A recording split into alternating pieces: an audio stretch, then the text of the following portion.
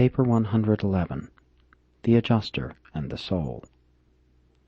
The presence of the divine adjuster in the human mind makes it forever impossible for either science or philosophy to attain a satisfactory comprehension of the evolving soul of the human personality. The Urantia soul is the child of the universe and may be really known only through cosmic insight and spiritual discovery. The concept of a soul and of an indwelling spirit is not new to Urantia. It has frequently appeared in the various systems of planetary beliefs.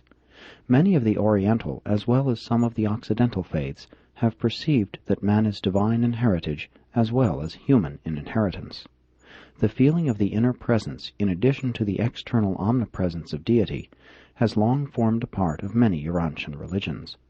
Men have long believed that there is something growing within the human nature, something vital that is destined to endure beyond the short span of temporal life. Before man realized that his evolving soul was fathered by a divine spirit, it was thought to reside in different physical organs, the eye, liver, kidney, heart, and later the brain. The savage associated the soul with blood, breath, shadows, and with reflections of the self in water.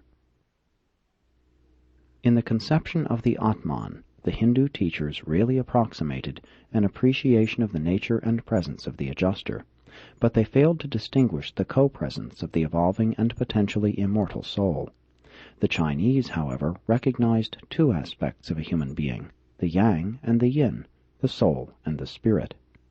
The Egyptians and many African tribes also believed in two factors, the ka and the ba. The soul was not usually believed to be pre-existent, only the spirit.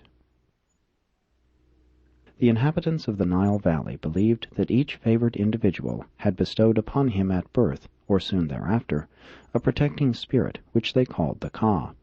They taught that this guardian spirit remained with the mortal subject throughout life and passed before him into the future estate.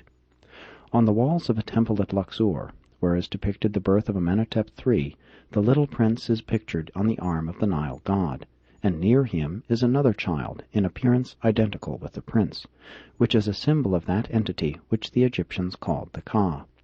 This sculpture was completed in the 15th century before Christ.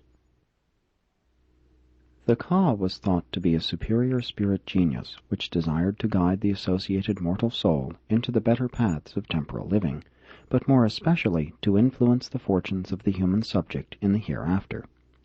When an Egyptian of this period died, it was expected that his Ka would be waiting for him on the other side of the great river. At first only kings were supposed to have Kas, but presently all righteous men were believed to possess them. One Egyptian ruler, speaking of the Ka within his heart, said, "I did not disregard its speech. I feared to transgress its guidance. I prospered thereby greatly.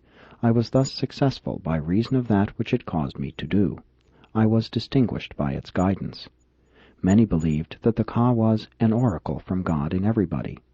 Many believed that they were to spend eternity in gladness of heart in the favor of the God that is in you. Every race of evolving Urantia mortals has a word equivalent to the concept of soul. Many primitive peoples believed the soul looked out upon the world through human eyes. Therefore did they so cravenly fear the malevolence of the evil eye. They have long believed that the spirit of man is the lamp of the Lord. The Rig Veda says, "My mind speaks to my heart."